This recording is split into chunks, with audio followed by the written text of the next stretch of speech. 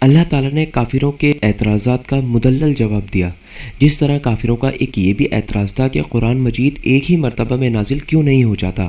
سورہ فرقان آیت نمبر 32 میں اس کو آپ دیکھ سکتے ہیں، میں تو ایک طرح سے آپ کی صرف یاد دہانی کرا رہا ہوں یہاں پر۔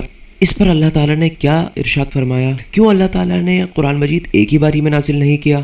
اس کی اہم وجہ وہ یہ ہے لِنُثَبِّتَ بِهِ فُؤَادَكَ وَرَتَّلْنَاهُ تَرْتِيلًا۔ اللہ تعالیٰ کہہ رہے ہیں ہم نے یہ اس لیے کیا کہ اے نبی آپ صلی اللہ علیہ وسلم آپ کے دل کا جماؤ کرانا تھا اور اس کو پڑھوانا تھا تھوڑا تھوڑا کر کے، آہستہ آہستہ سے اس کو پڑھوانا تھا۔ مشرکین عرب نئے نئے اعتراضات، نئے نئے سوالات، نئے نئے اشکالات لے کر حضور صلی اللہ علیہ وسلم کے پاس آیا کرتے تھے۔ ان کا حضور صلی اللہ علیہ وسلم انہی آیات کی روشنی میں جوابات دیا کرتے تھے ان کے تمام اعتراضات کا۔